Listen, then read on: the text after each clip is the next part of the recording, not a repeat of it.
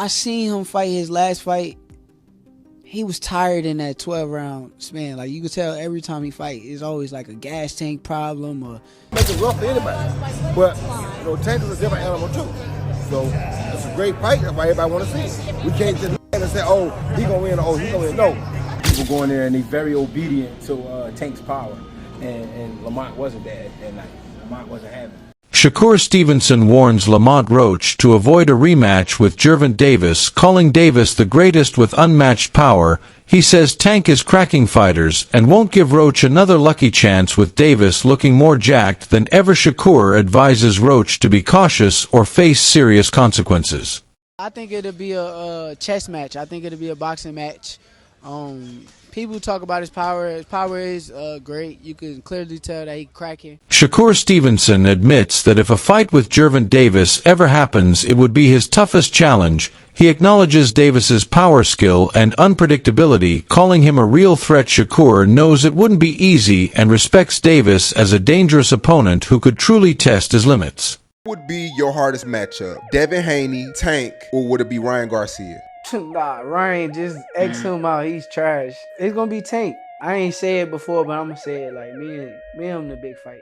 Gervonta Davis appears stronger and more jacked than ever in new training footage, showing off his intense focus and physical transformation. His tweet, "Somebody is in trouble,"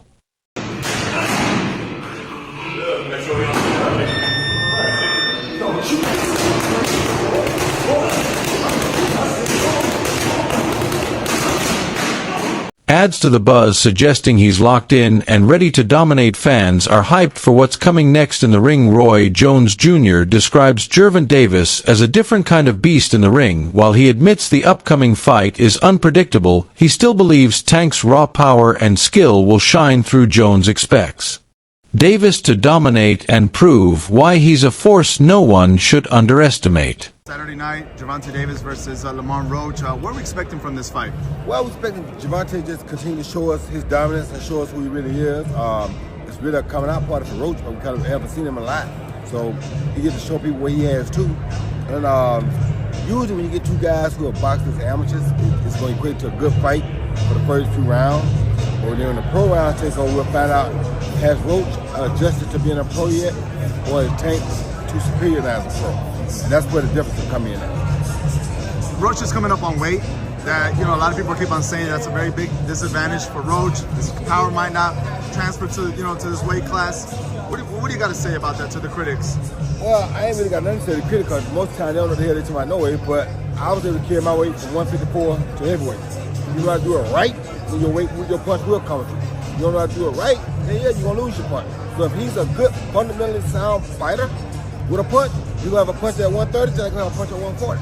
If he's not really fundamentally that sound, then he won't. That's why Tank was able to jump around. Tank fought between 130 and 140, whatever weight he wanted to. Why? Because he's a great fundamental puncher. So his punch going to be the same no matter what weight he got on. If you are fundamentally sound, that don't matter. But if you're not fundamentally sound, then yeah, when you move up the weight, you're going to lose your punch.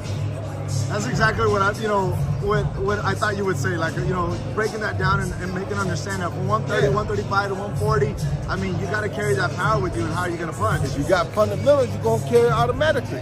I took it all with a heavyweight, from a junior middleweight. Gervonta Davis has recently teamed up with a new coach, signaling a fresh approach as he prepares for his upcoming rematch. This change shows he's taking things seriously, shifting gears from his usual routine to something more refined. The training appears more structured, focused on sharpening his fundamentals and increasing his stamina. Observers have noted how committed Davis looks in the gym, hinting that he understands the stakes this time around and is making the necessary changes to ensure victory. Yo, what's going on, fight fans? Check it out. It looks like Gervonta Davis has a new coach. And this is Coach Mustafa. He's a well-known coach down in the Atlanta area, and it looks like he's starting to train with him. I know he has that upcoming rematch coming up. It looks like it's slated for June. Now, this coach is known for his working on timing, precision, accuracy. Those are some of the things that this coach is well known for. He's also been training Tevin Farmer for his past 2 fights.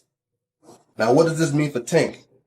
Is he leaving Coach Kyle and Coach Kenny, or adding Coach Mustafa to the team? Is it smart to switch trainers so close to a fight?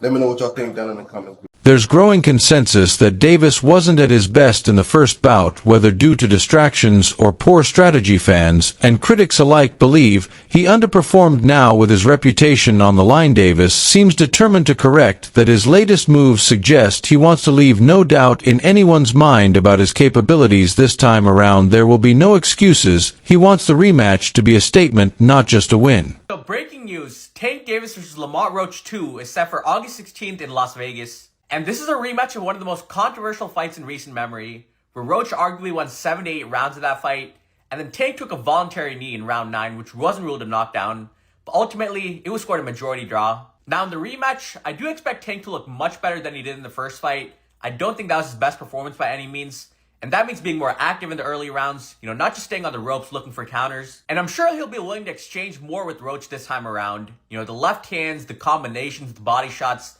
that's where he had the most success in the first fight. And Roach, he just needs to stick to what made him so successful in the first fight. His forward pressure, staying behind that jab and right hand. But most importantly, he wasn't scared to take it to Tank, but he also didn't get too aggressive. Most of Tank's opponents, if they're scared of the power, they'll sit back on the ropes, get slowly broken down, or if they end up getting too aggressive, they get caught with the counterpunch. But Roach, he was sharp that whole fight. I would go Tank in the rematch. I think he has a lot more to show this time around. But Roach did prove to be a very tough test. But you guys let me know who you got. Experts and boxing followers have pointed out how silent Davis has been lately, while Lamont Roach has been vocal in interviews and social media. Davis has stayed mostly off the radar. According to many analysts, that silence is deliberate. They believe Davis is quietly working behind the scenes, fully focused on getting better. This contrast, Roach speaking out while Davis remains silent, has fueled speculation that Tank is preparing something big for the rematch. Oh yeah, so we hearing that they got the fight set and scheduled, and it's going to be in Vegas, and it's going to be this August.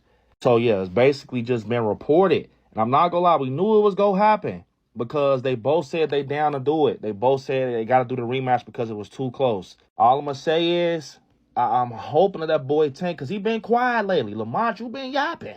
Talking about you should have won. You keep dwelling on that little almost close win. That boy Gervonta, that Tank, he been... We ain't never seen Tank in this mode. I will say that Lamont, you're a very skilled fighter. But you should be nervous because we ain't never seen Tank like this. He quiet. Like, he's literally hushed, bro. You just see him training. And now out of nowhere, he's like, hey, bro, we can set the fight up. That's actually dangerous. That's actually dangerous when you think about it. Like, dude ain't said a word. Even once the fight was over and pressed, he got the little hat on. He like, yeah, we could do the rematch. And he said it. I'm going to go in the gym and I'm going to train. I'm going to just be quiet and work. Good match to Lamont. I ain't going to lie. If I was Lamont, I'll be a little nervous. You ain't got to be scared, but I will be a little nervous because usually Tank, he the one that's like, yeah, don't bring your moms to the fight. Don't bring your peoples to the fight. Dude been real hush-hush lately. I'm not going to lie, y'all. They said the fight set up for August. I might have to go to this one in person. And August is my birthday month. I might have to go to this one in person, bruh. Because this right here, at this point, they're rivals now. This is like the perfect boxing story. They come from the same side of the the mat, come from the same gym and camp. I'm not going to lie. They've been at it since they was kids. This like the perfect boxing story, y'all. I'm not going to lie. We might have to be in there in person. But like I said, y'all already know how I go. When it come down to it, I'm putting my money on my boy Tank. Lamont, you definitely are skilled, and I'm going into this fight knowing that basically I know you're going to put up a good one, but I got my money on Tank. We ain't never seen Tank like this, bro. Dude quiet, and he ain't saying nothing. The fight just got booked. Trainer Greg Hackett didn't hold back in his recent comments, calling this rematch absolutely crucial for both fighters. According to him, no one has a real edge going in, and both will need to be at their absolute best. He stressed that any slip-up could cost the fight for Davis. Hackett emphasized the importance of staying locked in and showing up with full intensity. There's no room for complacency or overconfidence this time. It's rumors of what's going on in Tank's camp and, training with this person, training with that person. Yeah. Who has the edge heading into the rematch? Neither one of them. Lamont, you know what? I'm lying. 55-45, Lamont. Why? Lamont got the edge because he already did the unexpected. He was supposed to get knocked out coming up from 130, and not only did he not get knocked out, he performed and possibly won the fight. That's what some people believe. I thought it was a very close fight. I think, but after you asked me that question, I'm thinking about it. Yeah, I think Lamont do have a slight edge, just because he did what he wasn't supposed to do. So a lot of people go in there and they're very obedient to Tank's power. And Lamont wasn't that night. Lamont wasn't having it. And he said he wasn't having it. He said it before. Y'all tripping. Y'all must be really like tripping. So I guess we was tripping.